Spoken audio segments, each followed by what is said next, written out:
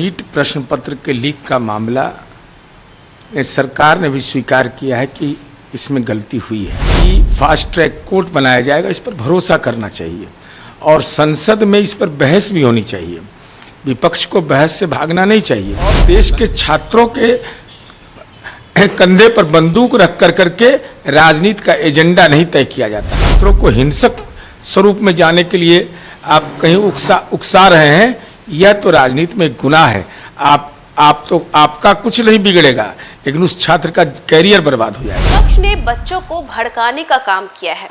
ये तो बच्चों को भड़का देते हैं, बच्चे प्रोटेस्ट करते हैं, लेकिन इससे बच्चों की जिंदगी बर्बाद होगी और इनकी राजनीति चमक जाएगी। ये कहा गया है नीतीश कुमार की पार्टी जेडीयू की तरफ से।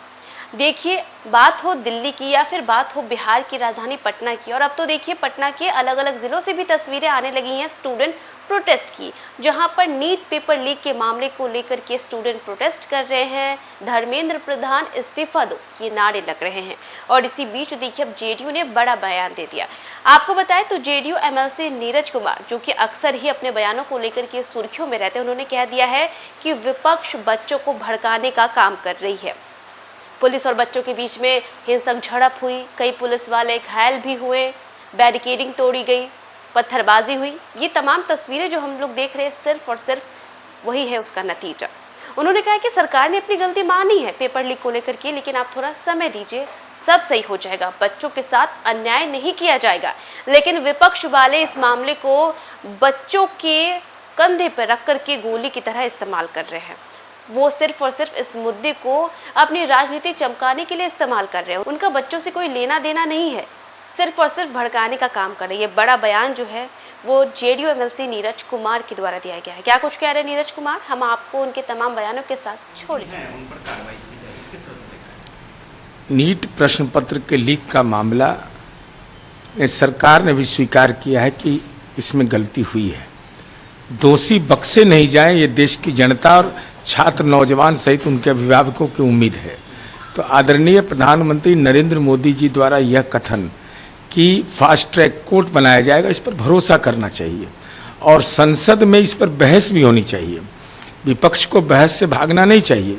संसद में आप अपनी बात रखिए, इसमें क्या तथ्यात्मक सुधार हो, कार्यप्रणाली में क्या सुधार हो, और पूर्व में सोनू वांगचू के बारे में कांग्रेस पार्टी ने क्या क्या कहा है। गहलोत सरकार में कैसे प्रश्न पत्र लीक होता था और कोई कार्रवाई नहीं होती थी। तो ये राजनीतिक सवाल नहीं है, सवाल है छात्र हित का। तो ये दलगत भावना से ऊपर उठकर आप सार्थक विमर्श करिए, सलाह दीजिए, सरकार अपना एक्शन प्लान बताएगी और देश के छात्रों के कंधे पर बंदूक रख करके राजनीति का एजेंडा नहीं तय किया जाता है। अच्छा, अब जो चर्चा चल रही है कि राजनीतिकरण हो गया है, क्योंकि आज भी प्रदर्शन है दिल्ली में भी, पटना में भी, तो क्या लगता है वाकई ऐसी परिस्थितियां? देखिए, आंदोलन का राजनीतिकरण तो यह स्वाभाविक है, विपक्ष नेतृत्व विहीन है। अब उसको एक मुद्दा मिला है नीट का, लेकिन इस सवाल पर भी तो मौजूद होना चाहिए कि आपने जो गुनाह किया है वह भी गुनाहनामा पेश करिए कि हमारे शासन तंत्र में यह हुआ था, हम उस गलती को कबूल कर रहे हैं। लेकिन बच्चों के भविष्य के साथ खिलवाड़ नहीं करना चाहिए। उम्मीद हमारी यह है कि छात्र और उनके अभिभावक दोनों की भावना का सम्मान सबको करना चाहिए। अच्छा, सलमान खान ने भी अपना इस पर स्टेटमेंट दिया है कि बहुत दुख हो रहा है, प्रदर्शन ने हिंसक रूप ले लिया। नहीं, देखिए, प्रदर्शन करने का लोकतंत्र में सबको अधिकार है। विपक्षी दल को इसका राजनीतिक लाभ भी लेने का अधिकार है, लेकिन आप ऐसे मुद्दे को एक ऐसा भावनात्मक मुद्दा बना करके या अतिवाद करके छात्रों को हिंसक स्वरूप में जाने के लिए आप कहीं उकसा रहे हैं, यह तो राजनीति में गुनाह है। आपका कुछ नहीं बिगड़ेगा, लेकिन उस छात्र का कैरियर बर्बाद हो जाएगा। तो सुप्रीम कोर्ट ने तत्काल जो जंतर मंतर पर लाठीचार्ज हुआ था उस पर सुनवाई करने से इनकार कर दिया। देखिए, अब कानून व्यवस्था का मसला सरकार का मसला होता है। माननीय सर्वोच्च न्यायालय ऐसी स्थिति में जब अराजक वातावरण बनाया जा रहा हो, जब तरह तरह के हिंसक बयान आ रहे हों, भाषाई हिंसा फैलाई जा रही हो, तो ये लोकतंत्र तो लोकलाज से चलता है। अब न्यायपालिका की सीमित भूमिका है। पुलिसिया तंत्र अगर अपना काम कर रहा है और उस कार्य में भी आप न्यायपालिका को हस्तक्षेप करने के लिए कहा जा रहा है, तो यह जो लोग ऐसी याचिका दाखिल करते हैं वो गुनाहगार माने जाएंगे। सर्वोच्च न्यायालय तो विधायिका का भी सम्मान करता है, कार्यपालिका का भी सम्मान करता है। तो संसद में प्रधानमंत्री नरेंद्र मोदी से एनसीपी जो प्रमुख हैं शरद पवार और उनकी बेटी सांसद सुप्रिया सुले ने भी मुलाकात की।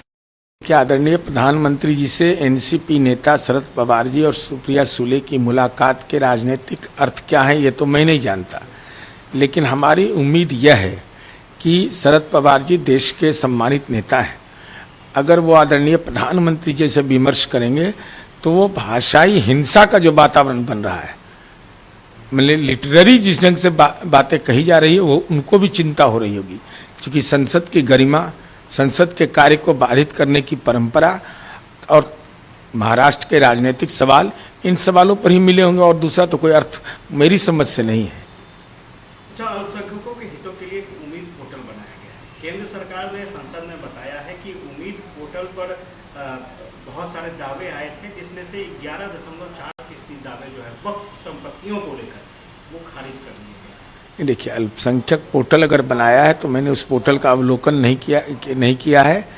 क्या अल्पसंख्यक के कल्याण की से भी जुड़े हुए योजनाओं के क्रियान्वयन का है या वक्फ की संपत्ति का है, इस बात को कौन नकार सकता है।